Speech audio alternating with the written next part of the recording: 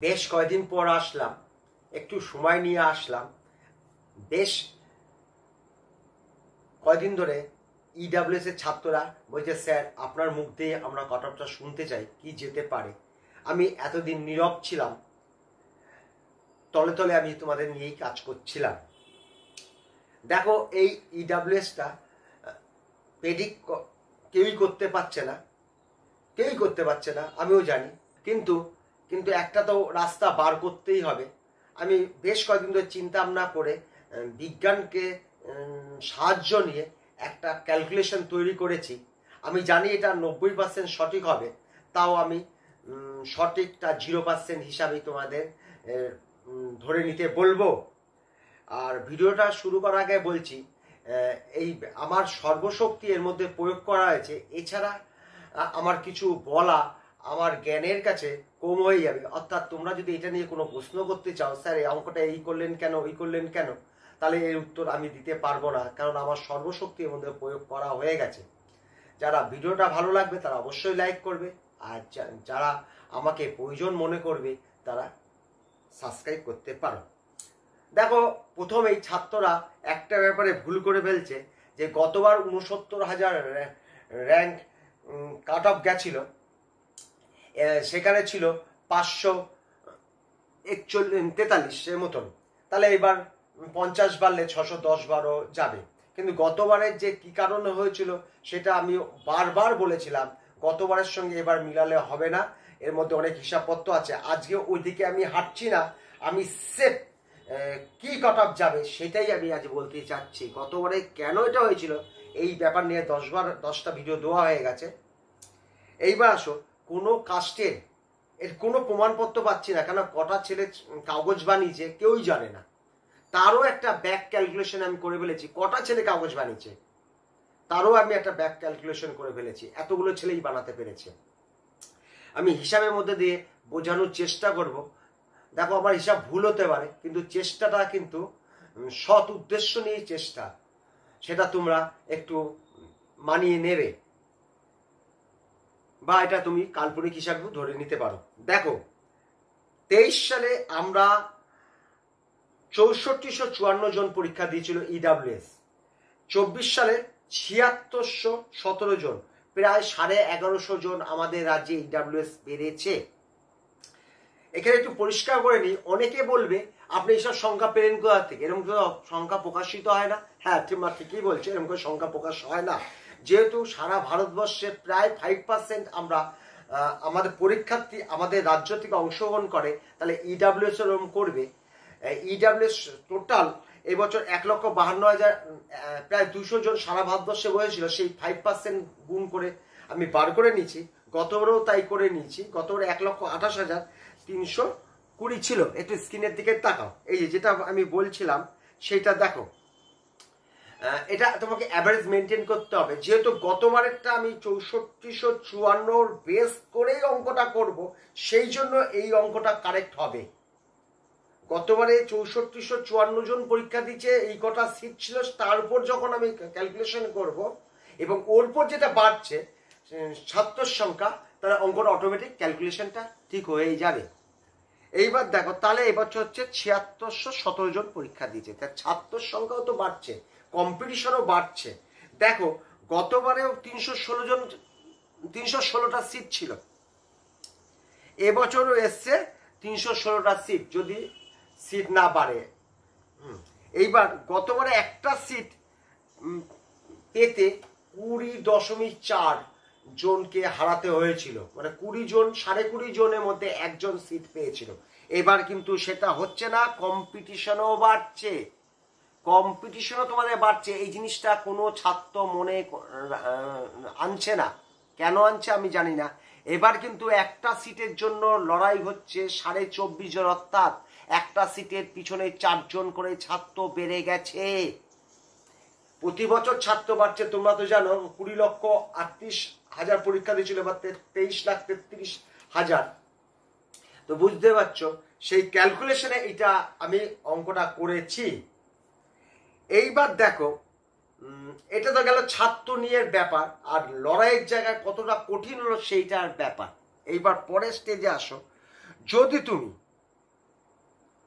যদি তুমি 7617 জন পরীক্ষা দেয় আর 20 জন যদি লড়াই করে, তাহলে আমাদের সিটের সংখ্যা করতে হচ্ছে 373টা যদি সিট হয়, তাহলে ছাত্র না বাড়লে আমাদের ছাত্র সংখ্যা প্রভাবটা আসছে না।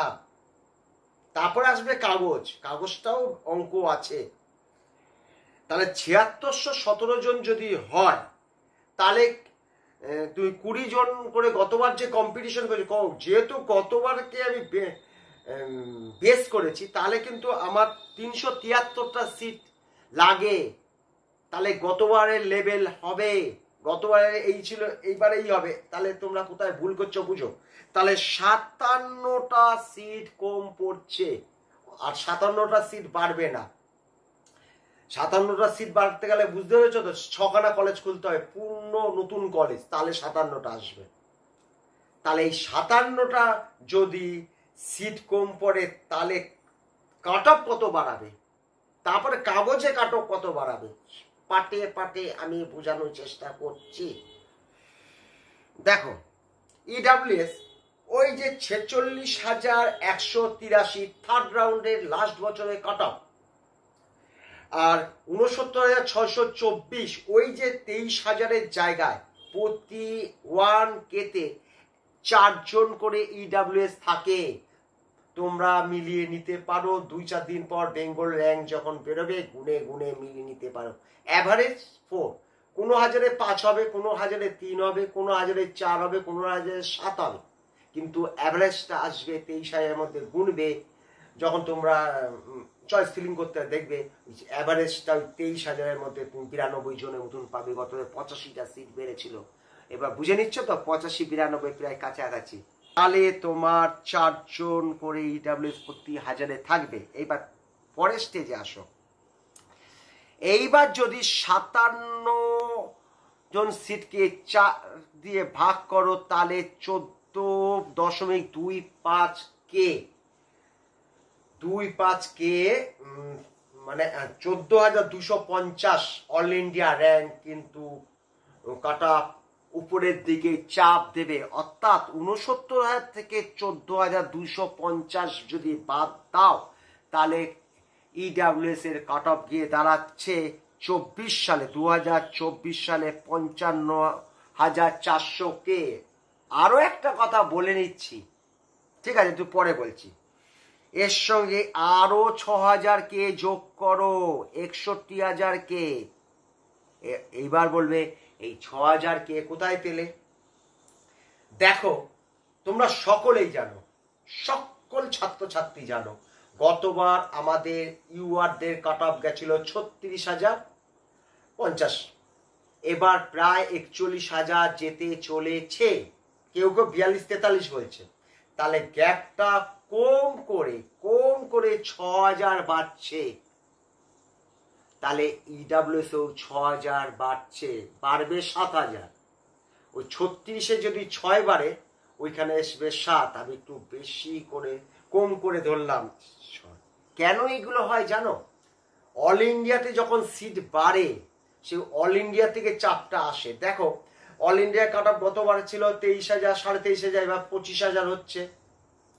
তার আগের বছর 20,000, তার আগের বছর 18,000। সিট যত বাড়ছে নিচের দিকে চাপ আসছে। আমাদের দেখো 33,095, 36,000, এবার আসছে 42,000, সেরকম এটা চাপ আসছে। তাহলে 61,000। এবার কয়জন ইডাব্লিউএস এর সার্টিফিকেট বানিয়েছে সেই ব্যাপারটা নিয়ে বলছি। দেখো, গতবার থেকে এবছর পর্যন্ত প্রায় 1150 জন কাগজ বানিয়েছে। সময়কাল 12টি মাস, তাহলে প্রতি মাসে প্রায় 100 জন করে বানিয়েছে। তাহলে পরীক্ষা হওয়া থেকে এই ফর্ম ফিল আপ করা পর্যন্ত যদি 3 মাস হয়, তাহলে 300 জন কাগজ বানিয়েছে। তা 300 জন যদি কাগজ বানায়, তাহলে 24.5 জন কাগজ বানালে 1 জন করে সিট পায়। তাহলে একে তুমি 24.5 দিয়ে যদি ভাগ করো, তাহলে তোমার 12 জন সিট পাবে। 12 জন সিট পাবে। 12 জন মানে তোমাদের আমি আগেই বলেছি, ওইখানে 60, 65, 62 হাজারের জায়গায় প্রতি হাজারে ইডাব্লিউএসে প্রতি হাজারে, এই তোমাকে বলছিলাম না, প্রতি হাজারে ইডাব্লিউএসের 4 জন করে ক্যান্ডিডেট থাকে। তাহলে একে দিয়ে তুমি 4 দিয়ে ভাগ করো, তাহলে তোমার 3000 অল ইন্ডিয়া র্যাঙ্ক আসবে। এটা অল ইন্ডিয়া র্যাঙ্ক আসবে। তাহলে আমাদের আগে কি হলো, আগে ছিল 61,000 সঙ্গে 3000টা বেড়ে গেল, কাগজ বানালো, তাহলে এটা মাইনাস হয়ে 58,000 আসলো। 58,000। এইবার তোমাকে রাখতে হবে যে 5 নম্বর যে কাটা গেছিলো তাতে এর মধ্যে কি প্রভাবটা এসে পড়বে। দেখো, 40-42 হাজারের জায়গায় যেখানে আমাদের কাট অফটা যাবে সেখানে কিন্তু 2 নম্বর করে কমেছে। যত পিছনের দিকে গেছে সেখানে কিন্তু আবার এর প্রভাবটা বেশি পড়েছে। তাহলে 2-এর থেকে নিশ্চয়ই 3 যাবে, 3 মানে আবার 3,000, তাহলে কাগজের প্রভাবটা ওইখানটা আর থাকলো না। আবার এখানে 3,000, 3 নম্বর যদি হয় তাহলে 3,000 বাড়লো, 3,000 মানে 3,000 অল ইন্ডিয়া র্যাঙ্ক, আবার প্লাস 3,000 হয়ে গেল।